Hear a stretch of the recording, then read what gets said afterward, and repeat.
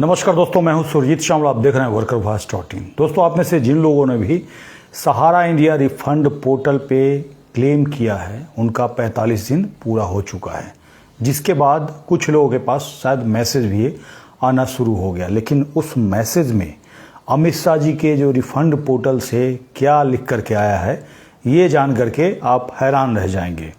और चूंकि मैं लाइव हूँ और वो मैसेज मेरे पास नहीं आया है, और ख़ासकर मैंने किसी को क्लेम नहीं करने के लिए कहा है, और लोगों को यही कहा था कि 10 से 15 हज़ार अगर आपका हो तो ऐसी स्थिति में आप अपने विवेक से आपको लगता है क्लेम करना चाहिए तो आप क्लेम कीजिए। और हमने कभी सजेस्ट भी नहीं किया किसी को, और लगातार हम इसका विरोध कर रहे हैं।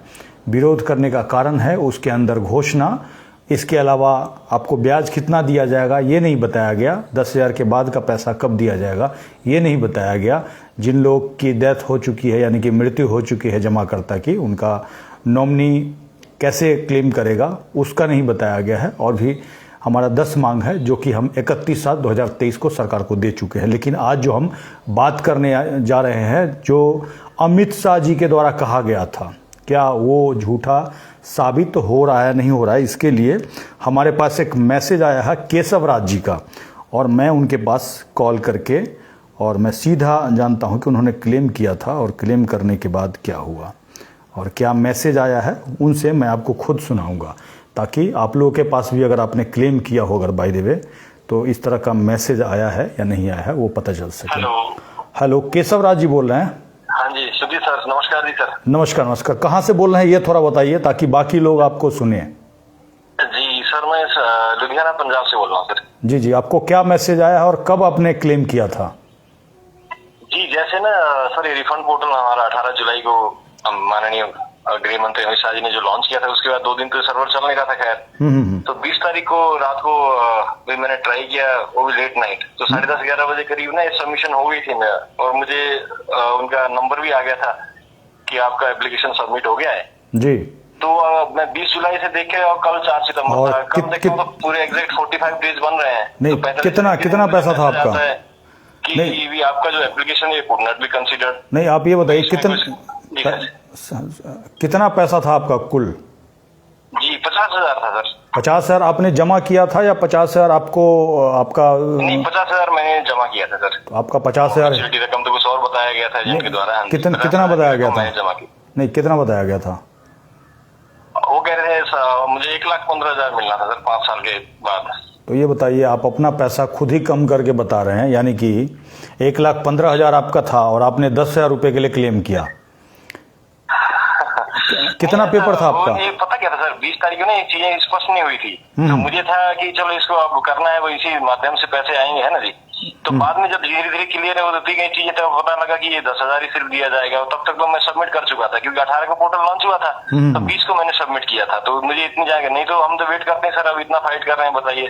2016 से लगे हुए हैं, आप लोगों के माध्यम से बताइए, आवाज बुलंद करने के लगे हुए हैं हम तो कर रहे हैं। पर इसकी जानकारी मुझे उस टाइम ना 2 दिन के बाद ही नहीं थी, तो बाद में क्लियर हुई, जब तक मैं सबमिशन कर चुका था सर। कोई बात नहीं, इस वजह से कोई बात नहीं। असल में हमने 18 तारीख को ही बताया था, और पहले से ही बता रहे थे कि अगर पोर्टल आए तो एक बार नोटिफिकेशन आने दीजिएगा, उसको पढ़ेंगे, उसके बाद हम क्लेम करें। खैर, आपने क्लेम कर दिया, तो आपको 45 दिन के बाद क्या मैसेज आया वो लोगों को बताइए थोड़ा सा।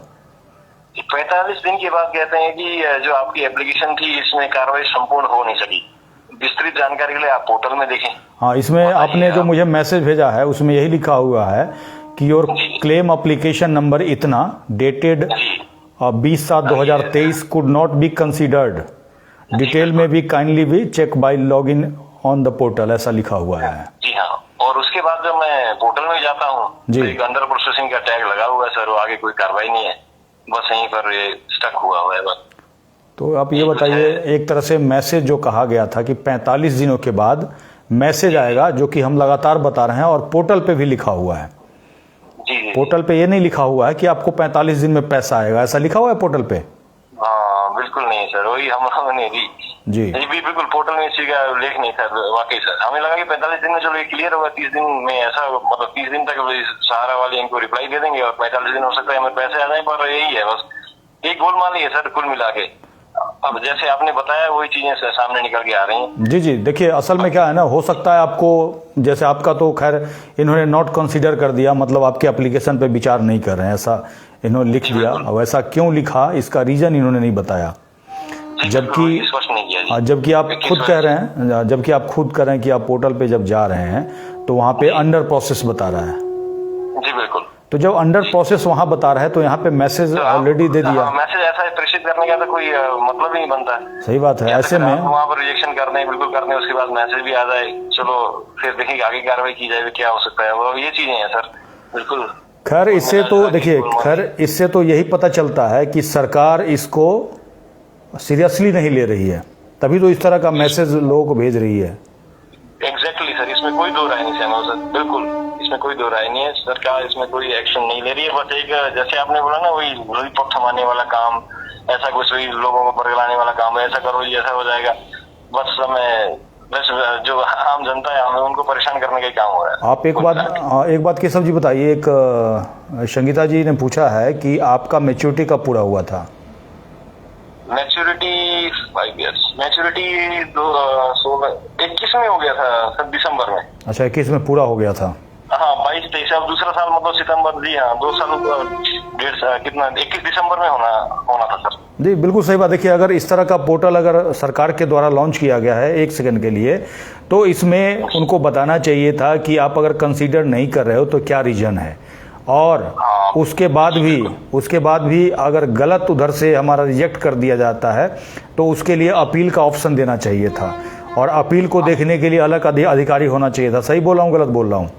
बिल्कुल जी बिल्कुल, 100% सही बात है। अगर ट्रांसपेरेंट तरीके से, जी ट्रांसपेरेंट तरीके से ये पैसा बांटने की बात होती तो इस तरह का सरकार की तरफ से ऑप्शन दिया जाता। जबकि आप देखिएगा पोर्टल पे तो एक नंबर दे रखा है टोल फ्री नंबर, मैंने कई बार फोन करके देखा है तो कोई उठाता नहीं है, और उसमें तो बिल्कुल कोई रिस्पॉन्स नहीं है सर उसमें। और खासकर सबसे बड़ी बात है, सुप्रीम कोर्ट के द्वारा एक कमेटी बनाया हुआ है, एक जज साहब को नियुक्त किया हुआ है, एक वकील साहब को नियुक्त किया हुआ है, लाखों में उनको पैसा दिया जा रहा है, लेकिन उन लोगों के द्वारा एक ईमेल आईडी या एक पता भी ऐसा नहीं दिया गया है जहां पे हम इसकी शिकायत कर सकते हैं। सही बोल रहा हूँ, गलत बोल रहा हूँ?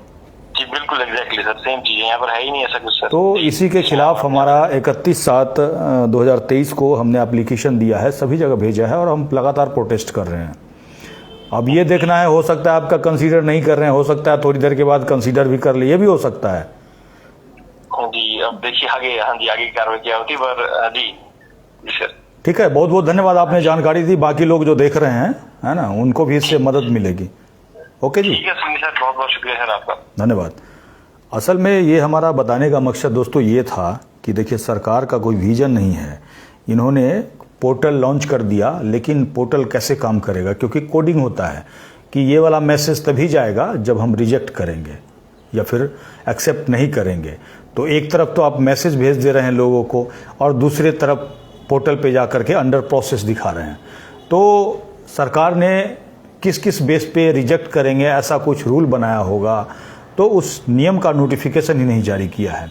तो इस तरह से देखें तो लोगों को एक तरह से परेशान करने के लिए ऐसा किया गया है, क्योंकि गरीब आदमी लाइन में लग करके अपना मोबाइल नंबर चेंज करवा रहा है आधार कार्ड में, उसके बाद जा करके बैंक से उसको अटैच करवा रहा है, उसमें उसका पैसा खर्च हो रहा है। उसके साथ ही जा करके वो किसी साइबर कैफ़े में या सीएससी में जा करके वो अपना एप्लीकेशन फाइल कर रहा है, क्लेम कर रहा है, जहां उसका लाखों रुपया है, उसमें वो 1,000-2,000 रुपया दे करके क्लेम करवा रहा है।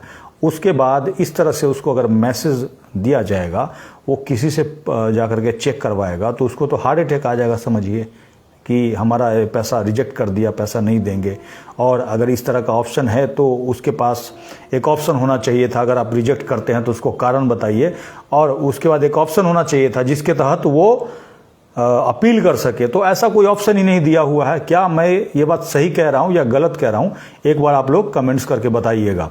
और इसी के लिए आने वाले मुश्किल से 1 सप्ताह के अंदर एक एप्लीकेशन में बना करके पूरे देश के लोगों को दूंगा, जो कि आप चीफ जस्टिस को सीधे भेजिएगा, और जिसमें कि हम इन सारी बातों की जिक्र करेंगे। और साथ ही हमारा जो 10 मांग है, पहले हमने जो सरकार को दिया है उसको सपोर्ट करते हुए वो एप्लीकेशन होगा कि इस तरह का मांग सहारा इंडिया जमाकर्ता कल्याण मोर्चा की तरफ से किया गया है, उस पर सरकार ने अभी तक कोई भी स्टेप नहीं लिया, क्योंकि नोटिफिकेशन जारी होना चाहिए।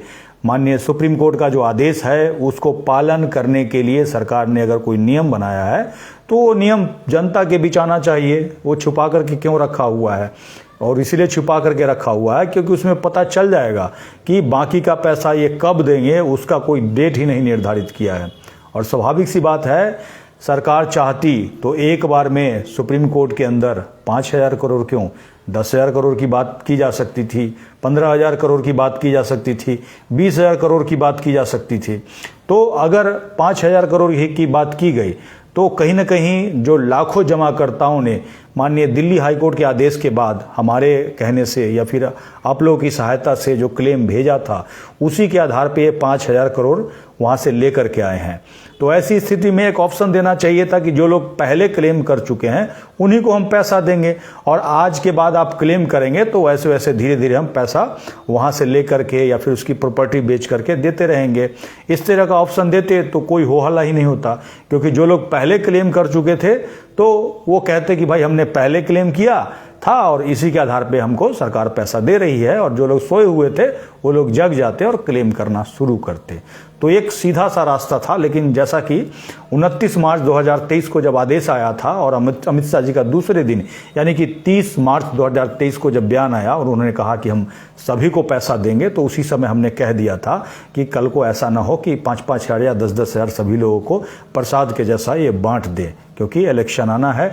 और उसी समय लॉलीपॉप की बात हमने कही थी। अभी हर किसी के द्वारा ये जो चुनावी लॉलीपॉप की बात बताई जा रही है। दोस्तों, इसी के साथ मैं विदा लूँगा, लेकिन आप लोगों से यही कहूँगा कि हमारे इस वीडियो को अधिक से अधिक सपोर्ट कीजिए, अपने हर ग्रुप में भेजिए, ताकि एक एक जमाकर्ता को सच्चाई पता चल सके। और आपके पास लड़ने के सिवा कोई दूसरा रास्ता नहीं है, इस बात को नोट कर लीजिए। अभी भी जो 5,000 करोड़ जो दिया जा रहा है या फिर देने की बात की जा रही हो, कहीं ना कहीं लड़ने का ही फल है। लगातार 1.5 साल से हम लोग प्रयास कर रहे हैं, जमीन पे उतरिएगा अपनी मुद्दों को लेकर के, तभी सरकार इस बात पे कोई भी फैसला लेगी। अगर आप चुपचाप रहिएगा तो कहीं ना कहीं ये आपका पैसा चपत लगा देंगे, गटअप कर जाएंगे, इलेक्शन में खर्च कर देंगे। इसी के साथ मैं विदा लेता हूं।